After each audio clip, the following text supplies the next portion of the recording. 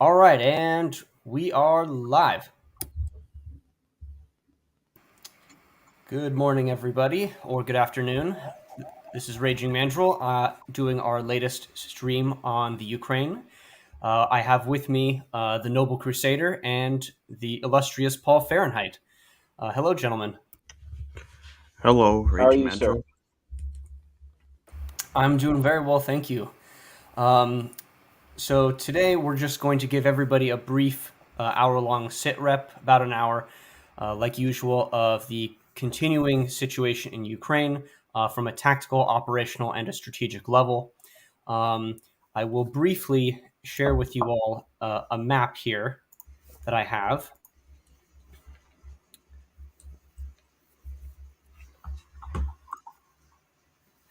Let's see if it will work. Come on.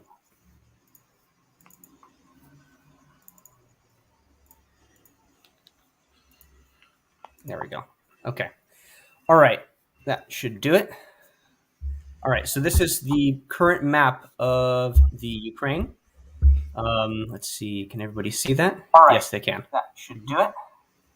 Oh, All right. So got this my is audio. the Okay. All right. So this is the current situation as of yesterday afternoon in the Ukraine. As we can see here, the area of Russian control seems to be somewhat expanding. Um, However, as we were just talking about with you guys before we went live, the Institute for the Study of War still has quite a bit of Ukrainian territory that the Russians are operating in that is shaded in with a little, dashed lines and things, which they have stated in the um, asterisk there. It says assess Russian advances where the ISW assesses Russian forces have operated in or launched attacks against, but do not control. So there, you can tell in terms of the area, especially around Kiev, uh, where all of these little shaded areas are in, and you see increasing encirclement looking movements in the eastern portion of Ukraine. Um, so all of these areas seem to be areas that the Russians are operating in and launching attacks from, etc., but they don't control. So we were just having a little bit of a stipulation of what exactly that means. My assessment was that's probably they just haven't brought up their infantry yet. Um, so you need infantry to take the ground. So what this means probably to the south of Chernihiv is that might just be continuing armored formations and armored movements that they haven't brought up any sort of support for them yet. However, from a status update, you obviously had Kherson be taken this week, which was a major blow to the Ukrainian forces. That city was holding out for quite a while in the first few days of the invasion. The Russians basically bypassed it on the first day, but it finally fell this week.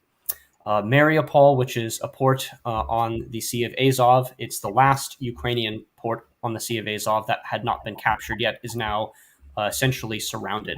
It's holding out. And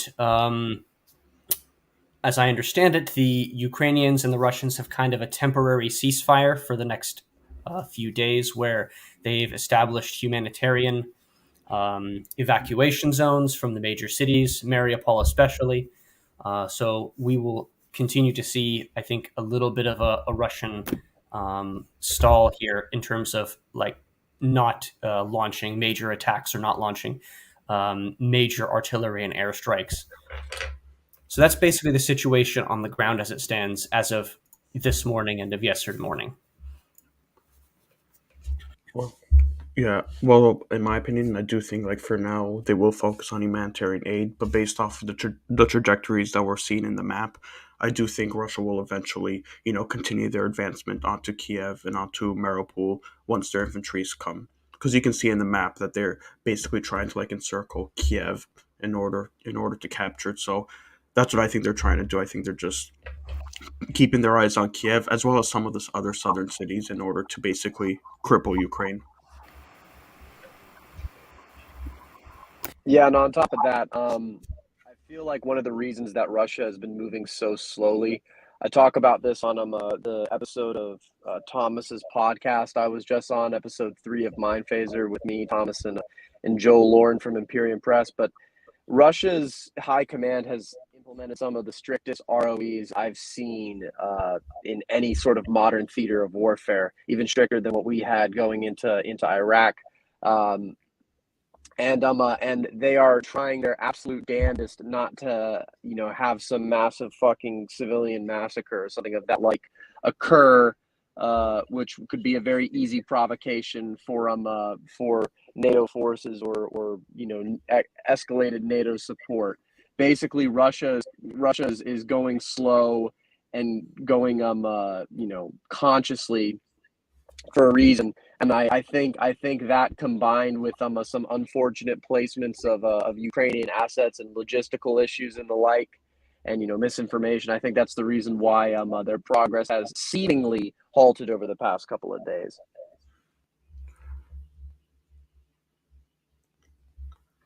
Yeah, I do agree with that because like when the invasion started, everyone assumed that Russia was going to easily basically take over Ukraine, and we've seen that there has been some delay in this, and I do think it has to do with Russia trying to minimize civilian casualties to ensure that NATO doesn't get involved in this war. Yeah, this was basically my argument to Cringe Walker on Twitter this week. Russia seems to be placing strategic concerns here above operational and tactical concerns, and that's especially important considering that Ukraine is knows that it can't fight Russia head to head in a conventional battle. So they have to utilize the strategy of partisan guerrilla warfare and dragging this out and making it as costly as they can for Russia. Um, and of course, in order to do that, they need to maximize civilian casualties, maximize the body count, basically throw their people into the meat grinder, and ensure that the Western powers will have as much propaganda to put onto CNN, which will give them access to more weapons, more money, more ammo, more supplies, all of that stuff that they need that they don't have.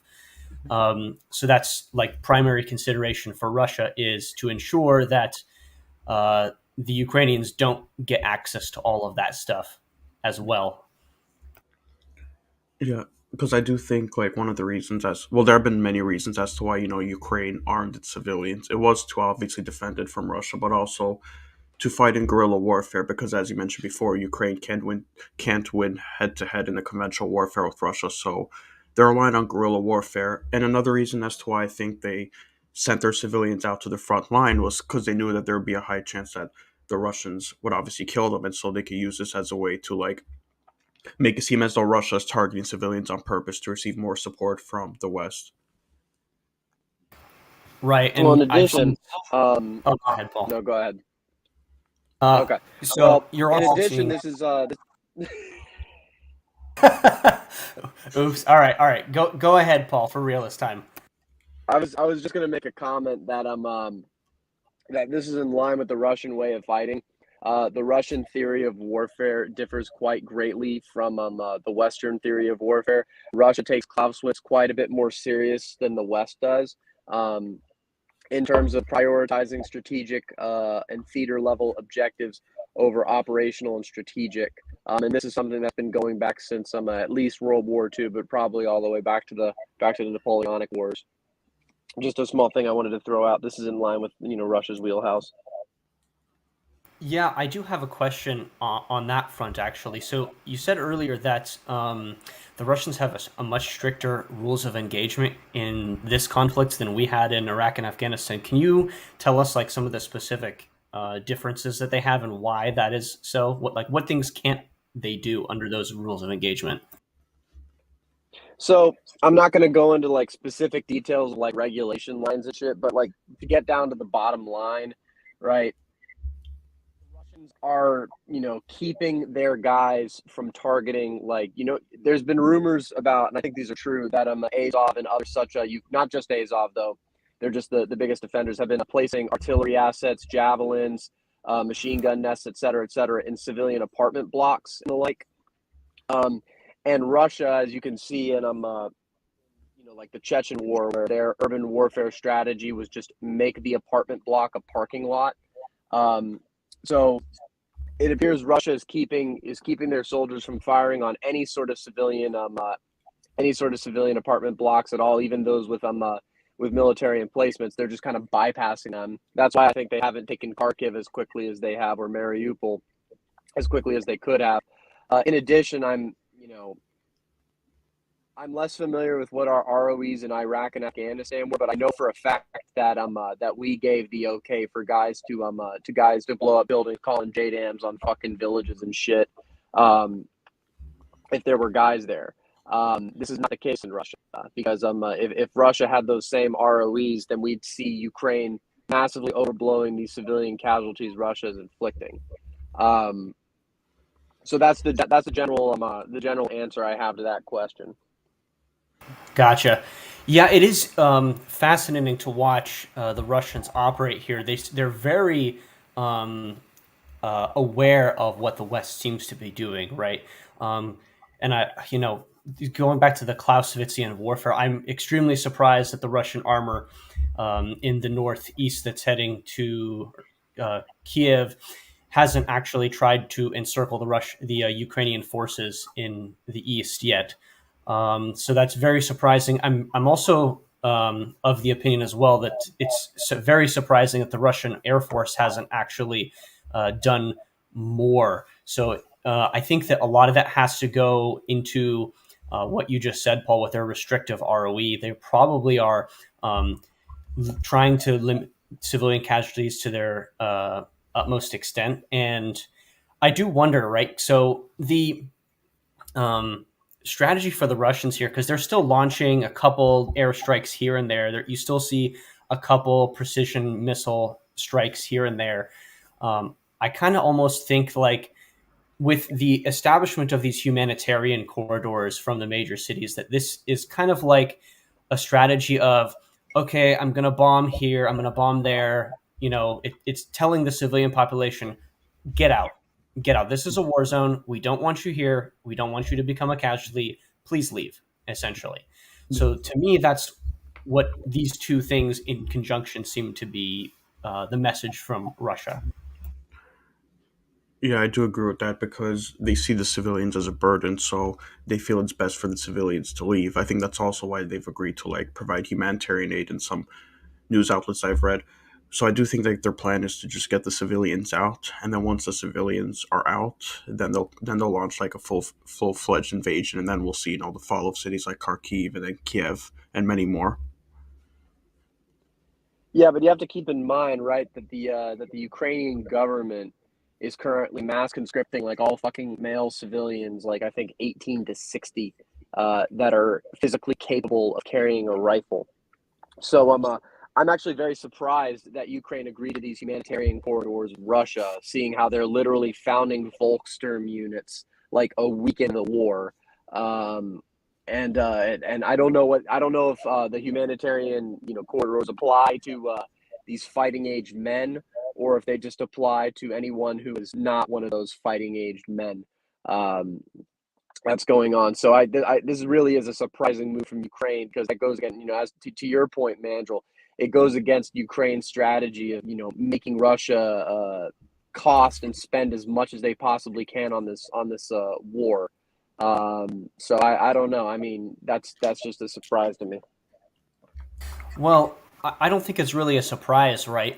If you're Ukraine, the best strategy for you, given the disparity in terms of material, is simply to throw your people into the meat grinder as much as possible, knowing that Russia wants a quick victory. If you're Ukraine, you want to, No, time I don't mean is to the interrupt most. you, Sorry, but yeah, I think time you is. misunderstood my point. I'm surprised. I'm surprised that they're letting the refugees back instead of giving Russia the chance to kill all of them. I'm not surprised that they're using that strategy. I'm sorry, my man. Yeah, yeah. Well, I mean, I'm sure, I've heard some chatter about the Azov battalion, preventing people in Mariupol from leaving, and probably also that you'd see that in Kharkiv too, as well, once that corridor gets established, since Azov is in Kharkiv as well. Um, so that wouldn't be surprising given, the nature and the character that we know of the Azov battalion and their reputation. But, from the perspective of the Russians here, right? This is it's almost kind of genius in a way, right? This is a nudge to the civilian population where, okay, great, Ukraine, you're going to mass mobilize your populace. Okay, well, we'll just get the civilians out. But there is something else to be said here about the ethics of arming a civilian populace. There needs to be, from an ethical perspective, the making official of any sort of men who are going to be given a rifle, right?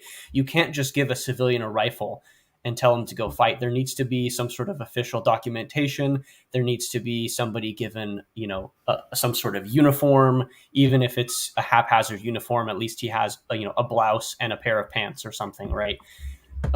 So visual identification is something that is the ethical perspective here. If Ukraine actually wants to continue fighting conventionally, which I'm not sure that they do. I mean, you've already seen the footage of Ukrainian civilians who had Molotov cocktails getting turned into pink mist by 30 millimeter cannons that was being passed around. So it's just incredibly irresponsible to arm your civilian populace with no dividing line at all, even though that's probably Ukraine's best strategy here. Yeah. Yeah, I do agree because these civilians basically have no experience, and when you arm your civilians, there's a possibility that they could cause more damage than the invading force. And we have seen instances where the civilians have actually caused damage to some of their cities, but at the same time, looking at it from Ukraine's perspective, you can see that they're basically like alone in this because NATO's obviously not going to support them militarily aside from giving them weapons, and so Ukraine basically just has no choice but to send everyone it could to push back against Russia because keep in mind that Ukraine is basically dealing with the second most powerful military in the world. So this is the only strategy, I guess, that is practical for them.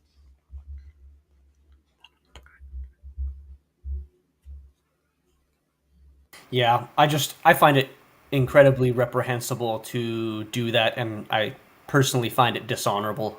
If you're going to do mass conscription, I hope you have some sort of uniform item and dog tags to make combatants actually official, rather than just the combatant non-combatant you know gray lines sort of thing that they seem to be doing. I hate it. I really do. Yeah, It's despicable to me.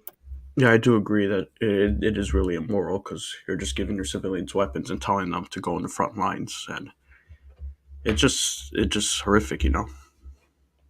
Yeah, there think is. I think this speaks to the illegitimacy of the Ukrainian government, which is an argument that a lot of people have been making, especially those on the ground in Ukraine and the Russians, because the Ukrainian government isn't a real thing. It's quite literally a NATO puppet state, and that's why you're seeing so many articles out in support of the Ukrainian government specifically because it's where the global elites go to get their bread butter. It's where they go to pay themselves, for lack of a better word. And really, I think the rules don't apply when it's the elite's favorite like pay pig, when it's the elite's favorite like little toy prize that's under threat. And so to them, the Ukrainian people are like fucking nothing. Like they're just another thing on a logistics spreadsheet to be thrown at the Russians. They don't care about how it ends. They don't care about what it happens because they have convinced themselves of their own story, and the media has spun narratives out of freaking control. And that's why you're seeing these massive freaking unethical and dishonorable actions because the people in charge of the people prosecuting this war on the Western side are irrational, schizophrenic, and completely reprehensible, right? You oppose this to the Russian side. This is the most just war Russia has fought in like 20 freaking years, right? Matter of fact, I think every war Russia has fought for the past 20 years has been just in some way, shape, or form. Like, and this, you know, Putin had to go west. There was nothing else he could have done, right? They put missiles in Kharkiv. They hit Moscow in 7 freaking minutes, which neutralizes Russia's nuclear deterrence, right? And at that point, well, what's the thing stopping from regime change? Absolutely nothing. And then Russia gets turned into another like little slave, vassal state of NATO. So I'm sorry I'm ranting a little bit, but it's like, as you gentlemen said, this just speaks to the whole like absurdity of this entire freaking conflict. It makes no goddamn sense There's no strategic objective that the West is achieving from this. I agree. The elites have a lot of assets in Ukraine, and they're mad that their business is going to be affected, and so they're willing to do anything. They're willing to do anything just to protect it. You know. Right, and the time is the most precious resource here, and Russia obviously, given the amount of forces that they committed to this conflict, uh, I don't think they were really perceiving that there was going to be this level of resistance at all. So, what Ukraine's and what the Zelensky regime's responsibility here is, at least to itself, is to prolong this conflict as much as possible, um, and to make it as expensive for Russia in terms of lives, time, money, treasure, equipment as possible. So, and the West seems to be very willing to do that, right? We've already seen an increase in things like arms shipments, especially the most important kinds of arms for fighting against the Russian material superiority. Right? You've seen Stinger missiles, you've seen anti-tank weapons being given. There was some discussion, which thankfully I don't think has. I think it fell through. That the Eastern European countries, which retained the old Soviet MiG fighter aircraft, were going to be essentially transferred to the Ukraine in exchange for F-16s. Unfortunately for the Ukrainians, that plan seems to have fallen through. I don't think the Eastern European countries weren't on board with it. But you can see the manufacturing of consent for what is essentially the new lend lease in real time. And I find this very disturbing indeed.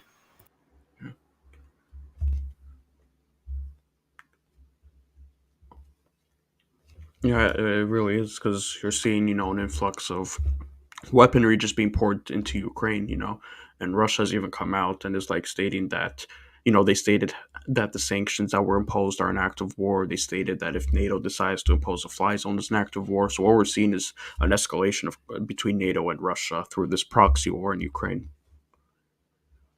Yeah, it's not good. The one thing I will say, right, from a tactical perspective, is Russia, because it didn't actually formally declare war here, did achieve the element of surprise. Um, so they managed to get all of the gains that they've gotten so far simply by that. So you know, I think that's probably the only real way that Russia could be criticized here is the lack of a formal declaration. Um, so uh, take that as you will. Yeah, because they said, "Oh, we're just going to recognize these two independent states," and then afterwards they said, "We're sending in troops just for peacekeeping operations." That was essentially their declaration of war without saying, "I'm declaring war on Ukraine." It was just a way to like sneak past it and make it seem as though Russia was like trying to help Ukraine. Yeah, and Yeah, it's like I just want to add on to that. Um, this is I said earlier, there's no like real strategic objective, but it's like the West seems to be escalating it, or we seem to be escalating it without fully committing to what happens if we escalate it, right? If that makes sense to y'all, like we're being fucking sluggish with sending conventional units over. Last I checked, 101st is still in Kentucky. Last I checked, they got a brigade combat team from Rock of the Marne heading over to Poland. 82nd in Poland right now. 2 ACRs in Poland. 173rd in Poland. But we haven't started mobilizing, NATO assets across Western Europe. We haven't started getting the supply lines ready. We haven't started, doing all this other shit. So what happens if Russia decides to escalate it? Well, we're going to get we're going to get caught completely flat-footed, or if we decide to escalate it, we're also going to get caught completely flat-footed. Um, and it's going to be even worse than it probably would have been if we were ready to go, because the war is just going to go on longer and longer and longer, right? So we've got our mind in two places, and Russia is being given two options, right? To speak to their strategic objectives. Either they drop the ROEs and finish this shit up as fast as possible before this thing gets out of control, or they keep going slow as shit, hoping that a Ukrainian government that doesn't answer to them or even themselves will fold.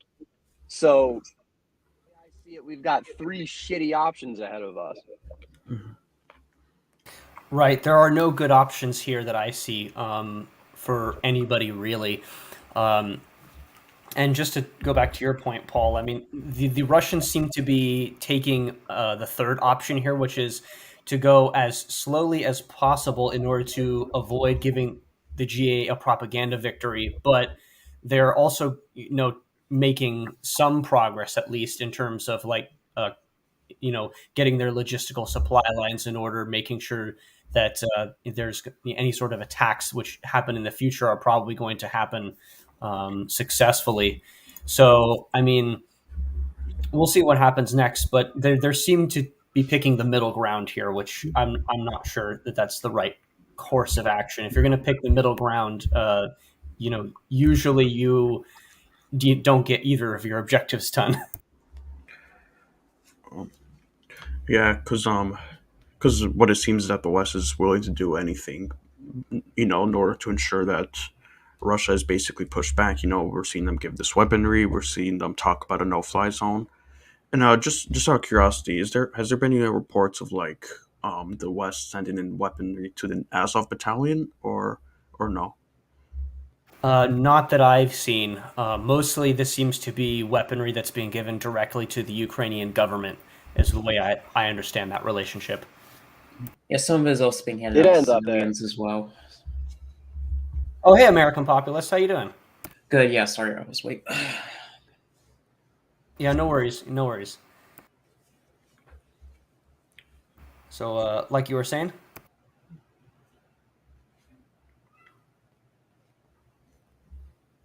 Me, or you talking? Yeah, go ahead, American Populist. You were about to say something? No, I was just saying how they were arming the civilians with weapons as well. The last I heard, they were giving a javelin to everybody in Kiev, as well as civilian population as well, and conscripts. Mm-hmm. Right. We touched on that pretty ad nauseum. You unfortunately came in after Paul's massive rant, which was epic. So, um, yeah, I mean the civilian issue just. I mean, I hate to get us back on that issue again, but it's not good. It's not going to end well for all of these people, and I mean, ultimately, I think that Ukraine is just in trying to increase the time and effort that it takes Russia to conquer this, but it's ultimately going to fail in the long term. Yeah, Um, it's so, really sad, but yes. did You know, you? you know how much a fucking sorry, I was just gonna put out. You know how much a fucking javelin costs? Like millions of dollars for a single rocket, right? And they're just handing these things out to civilians. Right. Also, do you guys know how much a precision missile costs? Also, millions of dollars. Like a Tomahawk missile is like 1.5 million. I'd assume the Russian equivalent is probably similar. So when you see the Russians throwing out a couple hundred of these things in the first week, it's just making you realize, okay, exactly how much exactly this conflict is going to cost. I guess this also shows like just how like I guess unstable the Ukrainian government and corrupt the Ukrainian government really is because like at this point their only strategy is just to like give civilians weaponry and weapons as you guys mentioned cost millions of dollars and they're just giving it to random people with no experience and just telling them to use it.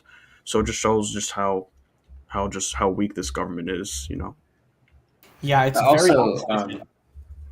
with them handing out these rockets and these javelins, which cost millions of dollars just to random people, um, you're going to see a lot of these end up in the black market in arms shipments once Ukraine falls and air capitulates. You're going to see a lot of these javelins and anti-aircraft rockets be shipped across underground weapons markets as well in the hands of a lot of unfriendly people.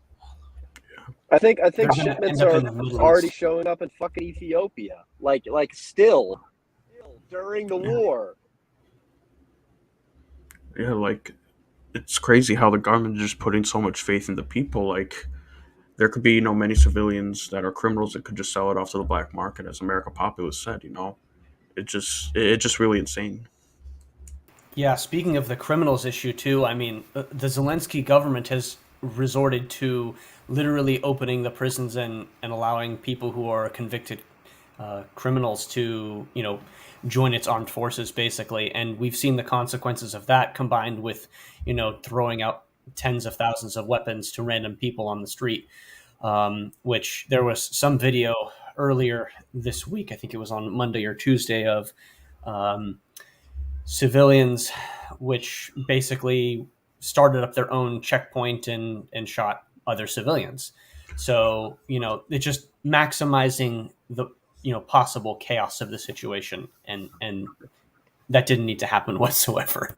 It's like the No, it's Ukrainian. also emboldening the criminal element in Ukraine because there's a lot of gangsters, organized crime in Ukraine. And these people are just emboldened with these free weapons like anti-aircraft missiles and just AKs being handed out. And they're using them with impunity, of course. Yeah, I mean, the Ukrainian government is just pretty much bringing anarchy to itself at this point. Well, it's like I said earlier, right? It doesn't answer to itself. It answers to the to the what is it? The elites, the globalists, whatever the fuck you want to call them, the Wall Street guys, but the people in Davos too, right? The Ukrainian government is almost a caricature of Western governments in the fact that every government in the West, every government in NATO is an occupied government. NATO is under military occupation by itself. And I don't think the Ukrainian government will surrender because it does. Like, I don't mean to sound like a broken record, but it does not answer to itself. The West says fight, it will fight, right? Falls, they'll go to Lvov. Even if Odessa and Mariupol and all these other things are taken, they'll still have their Reddit volunteer foreign legions that they'll throw against the Russians, and they'll either starve Russia out or break their back financially, or force them to put so much in this conflict that there's no point getting to the end of it, or they'll cut a nice little deal, they'll get some concession, something will happen, and it will end like shittier for everyone. So I don't mean to be doom and gloom. I'm not a doom and gloom guy, but it's like I don't see a lot of good coming from this conflict at all. I see this as almost a turn for the worse in the world situation. Unfortunately, I think that having, at least from our perspective as dissidents in our system, for me, it's almost, I have mixed feelings about it because it's the worse the better, basically.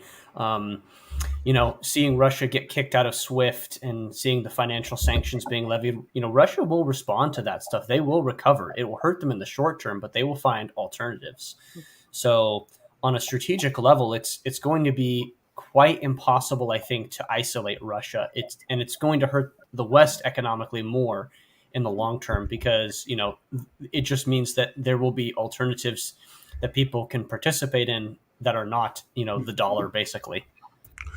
Yeah, also to add on to the sanctions point, I mean, there have been many nations that are refusing to enact the sanctions, like China and India. So Russia still has a bunch of trading partners with them. And another thing to add on to the sanctions, I don't know if you guys saw this report, but there's some reports saying that the U.S. is planning on sanctioning India because of its ties to Russia. So it seems at this point the West is just, having just a bad strategy. Yeah, I mean, India is friendly with the U.S. I mean, I can't remember if they're allied with us or not, but They're not. yeah, but they are, generally speaking, they're not a hostile power to us. And in fact, if you wished to actually to isolate China, having friends in India would be very useful, right? So striking in India is actually a bad move from the perspective of going after China.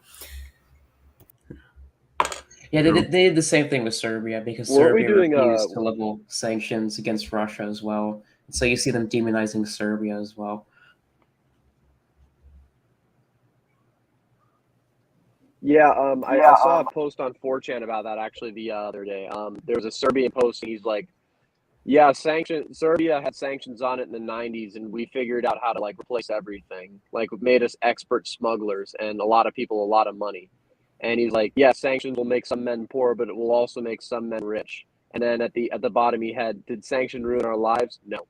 So I really think that might be something similar for Russia. At the same time, seeing line go down, not a is not a very happy prospect, and this is very much hurting Putin and hurting Russia. Although Putin's approval ratings, I think, went from 60% to 70%, but Russia may come out victorious, and I hope it does. But it will come out very bloodied and very broken from this warfare. I dispute the term broken here. I don't think they'll be broken necessarily. I think the cost will be very heavy, I think, but they won't be broken. It's a question of who can outlast the other, right? Can Russia outlast the gay, or whatever you want to call the globalist empire? I mean, and right now, in the short term, it doesn't seem like they can, but I think in the long term, yes, if they can bear the costs of whatever the gay is going to do to them economically, I think they'll definitely survive and continue.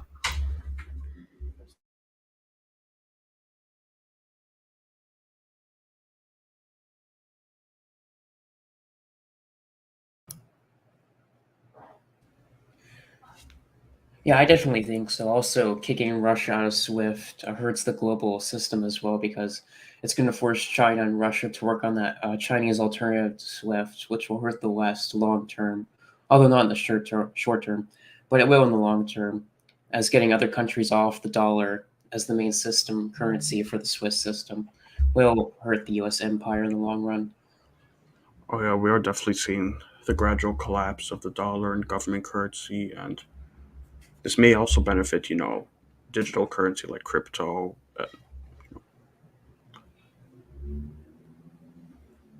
Yeah, I mean it's the U.S. actually, in terms of levying all these sanctions, is shooting itself in the foot, right? If you want to make sure that every other country understands that it can be, booted from the financial system of the dollar, then why would they choose to participate if they can simply be removed at any time which is inconvenient for them when they're trying to pursue their national interest? Um, you know,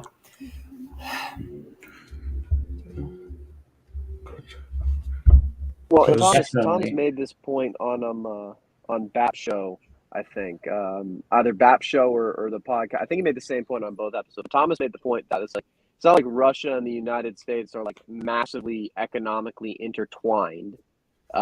So yeah, there'll be knock-on effects from this, but it's not like the U.S. and China, which are severely economically intertwined, and a war between them or some sort of sanctions between them would result in massive, terrible calamities befalling both countries.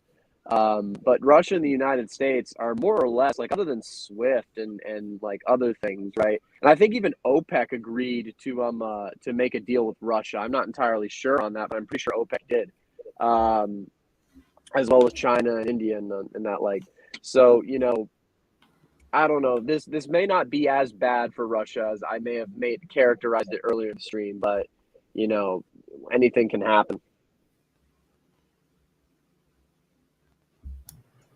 although there is another follow-on effect that I saw this week. So apparently, all told, Ukraine and Russia combined have 29% of the world's wheat exported every year and 31% of the world's barley exported every year. So you've already seen, due to the Ukraine conflict, the price of wheat has skyrocketed. So there's going to be some extremely bad follow-on effects if the world's population is no longer able to access food the way it was pre-conflict. And it might lead to some very disastrous and dire consequences that, the people who want the United States to sanction Russia, who want there to be a response, these consequences haven't been fully thought out in terms of the fifth and sixth follow-on effects here. No, especially like Pakistan and Egypt, some of these countries that are really dependent on Russian wheat exports. I mean, that's why the president of Pakistan visited Russia, to secure the food supply, because disruption in that would lead to mass chaos and possibly even conflict with India, which are both nuclear armed powers. So this could have very disastrous consequences if the food supplies continue to be disrupted to these very populous, poor countries.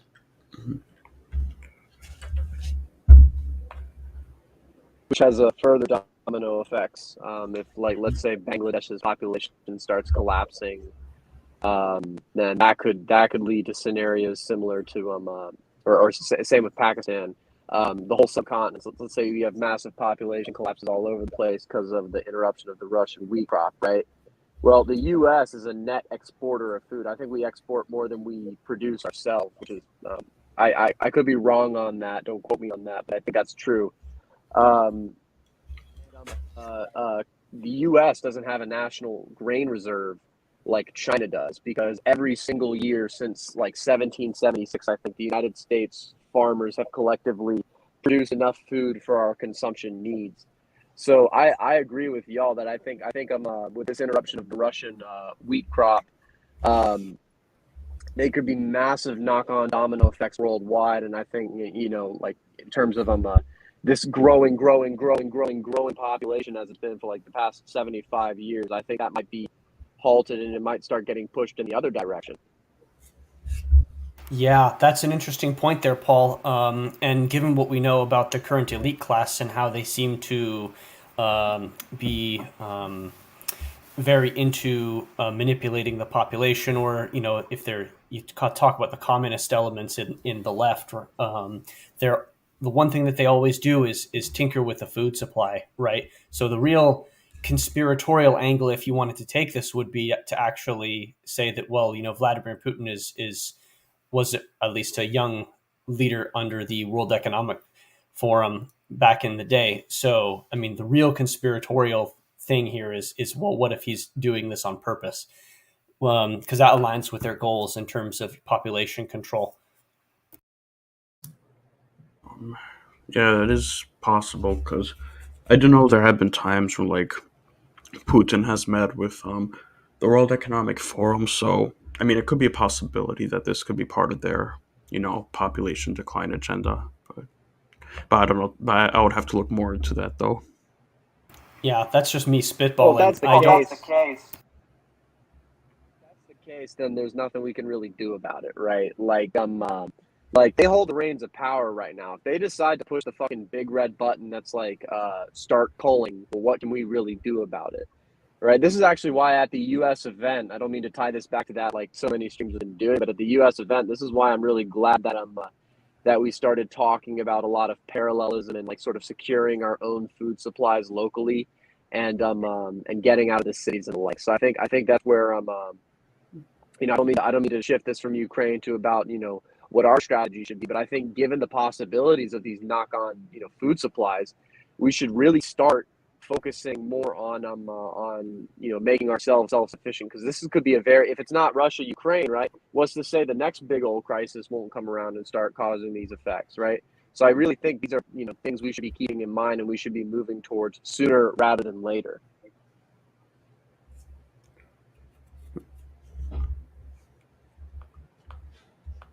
Yeah, I definitely agree that we should be moving towards these things to prevent these tools being used against us and manipulated to our disadvantage. I definitely agree with that. Yeah, from our perspective as dissidents in the GAE, this is of paramount importance, right? Um, you know, the financial deplatforming thing is obviously one of the primary tools of establishing coercion and ensuring compliance among people who otherwise would not stand up to this, to this empire. So, if you can take that tool out of their toolbox, or if you can be self-sustainable, obviously, it means that you are not going to be coerced or manipulated by them as easily. It means that they'll, this empire, as we've talked about many, many times, almost ad nauseum, relies on mechanisms of soft control. So if you can take away the mechanisms of soft control, well, then they'll resort to hard controls and hard force, right? Which, of course, if you agree that the current set of elites are foxes, well, they'll execute that application of force very ineptly. Yeah, as we saw in Canada with Justin Trudeau's crackdown on the protesters. Yeah.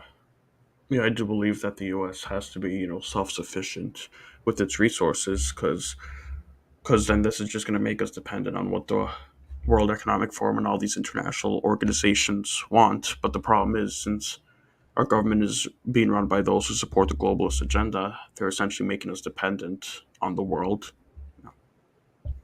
Yeah, and Mr. Crusader, to your point, America is artificially being made dependent, right? We are, if any country in the world can practice a policy of autarky, right? It's the United States. We've got all the natural gas that we need to power our entire country here. We've got all the coal we need here. We've got all the food we need here. We got all the lumber, all of the iron deposits, all of the rare earth minerals, all of this other bullshit. We have it within, not even counting Alaska, within the lower 48. We've got everything. And the fact that the United States is sort of being used as this engine, this tool by the globalists, and made artificially not self-sufficient, which it would be under any sort of benevolent government, then I really do think that that there's potential here to sort of shift otherwise. But as of right now, it really is just, it shows their true and genuine hostility towards pretty much everything under their reign. Yeah, and it really comes back to, again, that whole discussion that we've had for the past several years with NAFTA and deindustrialization of the United States. We had all of the industry. There was no need for that stuff to be shipped off. And even if that was a process that was happening, it didn't need to be accelerated the way that it was. So, just it's just a complete shame, right? We've been placed on our knees, not by our choice, and by deception, basically. So, we're doing what we can to get ourselves out from underneath it, and this is the way forward. It is sad because, as Paul said, we basically have like a lot of all the resources we need, and yet we're not using them. We're dependent on countries like whether it's China or Russia, etc. for all of them, and it's just really illogical if you think about it. Yeah, definitely. Have we discussed the Moldavian question yet? No, we have not. That would be a good time. I did want to bring that up because I've been looking into this question a lot. Well, that would be a good time to segue to it. All right, then let's segue to Moldavia. So with Russia's advance, especially right now as they're only like an hour or two from Odessa drive from their current positions, Moldavia's new president has tried to officially join the EU. And so in response to that, the Republic of Transnistria has officially wanted to declare its independence from the Republic of Moldavia after the Republic said it stated the process of entering the EU. And the interesting thing about Moldavia is not only does it have a pro-Russia population in Transnistria, it also has a second one in Gagauzia, which is a Turkic people. However, they're overwhelmingly pro-Russian and also have some separatist feelings as well. And they're only cowed by the Moldavian government due to having some needs supplicated that they desire currently. However, if they desired it, they could obviously join the Transnistrians and cripple Moldavia, as Moldavia is a very weak country, especially with Russian troops advancing currently to protect the Transnistrian border.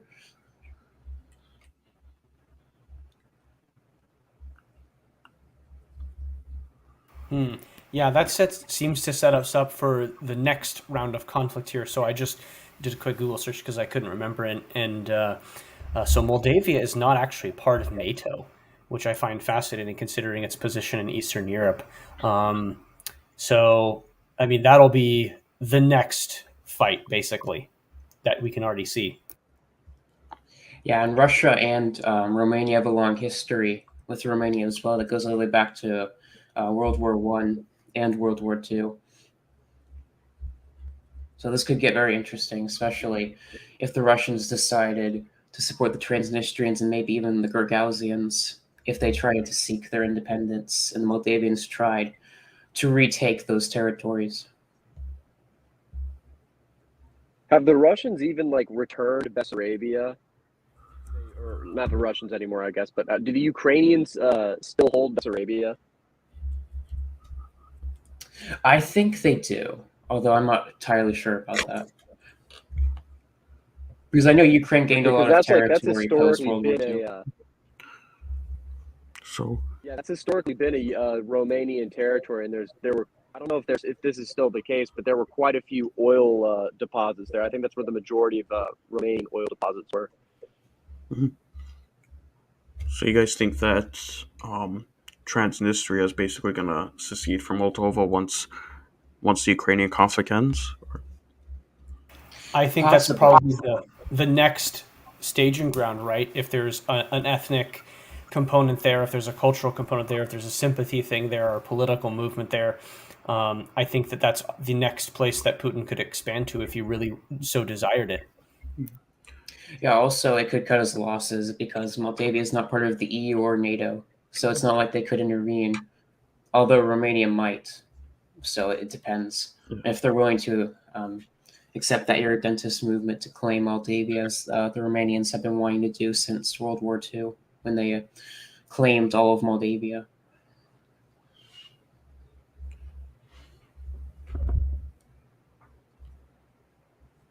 And the Gagauzzians are also an interesting people group because Turkey supports them because they're a Turkic people. So Turkey and Russia are currently fighting for influence over that enclave in Moldavia. However, they are still overwhelmingly pro-Russian and against the European Union in their interest. That's very fascinating. I didn't know that there were such thing as pro-Russian Turks, but I guess you learn something new every day. Yeah, they were settled from Bulgaria, I think during the Tsarist times or something like that. Well, we're coming up on an hour here, gentlemen. So the last thing I just like to say is that there are a couple indications that you're seeing. Like there was a German minister this morning, which basically stated that I can't remember if he said that Ukraine would never be part of NATO, or if he said there would be no fly zone, but one of those two. Yeah. But there's hard resource and geopolitical considerations that the U.S. is coming up against here. They're not going to be able to accomplish all of their goals for Ukraine. The best they can do is hope to embarrass and stall the Russian enemy. So, and given, of course, the situation with the grain as well, that could be incredibly destabilizing if that were to continue to deteriorate. So, I just think that from the position of the elite, they want a conflict, but I don't think they're likely to get one, no matter how much they try. So that's my last takeaway for today.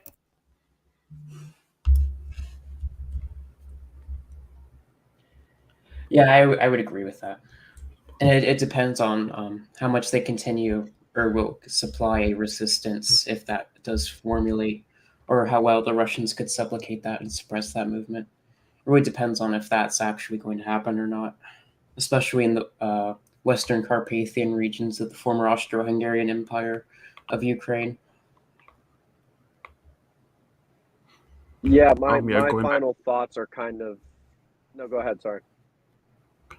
Oh no, I was just gonna say something about the whole German thing. Yeah, the German minister basically said that talks for Ukraine joining the NATO are out of the question, as NATO doesn't want Ukraine in, and so, in my opinion, I think the only thing they're gonna do is just continue on supplying them with weapons. But Yeah, and my kind of final thoughts are just generally about Russia in general. And I want to emphasize that I do believe that Russia is running out of time. I think that that they need to stop having this middle ground where they're trying to prevent civilian casualties while trying to wage the war. I think they either need to make the hard decision to drop the ROEs and like fucking blitz before things get out of control, or try to push for talks now with their games, and maybe keep Ukraine as this fucking puppet state and keep Donetsk and Luhansk, and hope the game will start death by a thousand cutsing itself, so that Russia doesn't have to keep doing it and keep spending pretty much all of its blood and treasure in performing the task. Right, and the way that Russia can do that is to decide, if they haven't already decided, exactly what they want out of the situation. If they want everything east of the Dnieper and Odessa, basically, I'm pretty sure that if they push hard enough and quick enough, they definitely get that. and they'd be able to keep it in any sort of peace settlement. But if they're just looking for more limited goals, well, I mean, they have to decide whether that's what they want, basically, because if they keep pushing and there's a split between the strategic goals and the operational concerns here, then this is going to be a major problem for them, and it's going to end up in them spending way too much time, way too much treasure, and it might end up making them take an L here, actually. Very true, especially if the Russian casualties continue to escalate and climb in numbers. I think we lost Yeah, Paul here. Yeah, I Paul. just I do think Russia's gonna rapidly advance at some point because they're not gonna try to keep this delayed any longer. I mean, because they already assumed that they were gonna take Ukraine quickly, and it's already been like delayed for them. So I don't think they're gonna like let it drag out any longer as the days approach. No, they're probably just going to go full force at some point, gloves off, and just use airstrikes and missiles to target any remaining resistance from buildings and to take these holdout cities. Yeah. Well, I wish Paul hadn't dropped out, because this would be a great time to end the stream here. I think everybody said their piece. So, gentlemen, before we log off, would you like to shill? Sure, I'll go ahead. I'm AP. I cover politics, history, philosophy, and American history on my channel. I haven't uploaded in a little bit, but I'm going to make some new videos very soon. They're going to be nice edited videos, so please check out my channel. I cover a lot of things. I cover the Ukrainian situation as well with Mr. Mandrill, and that's all I have to show for right now. And for me, I'm Noble Crusader. I make videos on politics, history, American history, alternate history, as well as international relations. I've recently been covering the Ukraine crisis, and I plan on uploading another video on that today. So be sure to check that out. And that's all. Okay, and of course, I am Raging Mandrill, and you guys can follow me on Twitter, or I'm also on Gab. I have a Substack, which I recently wrote a poem on the event in Nashville, which was given to wide acclaim. Oh, hold on, I'm getting a text from Paul.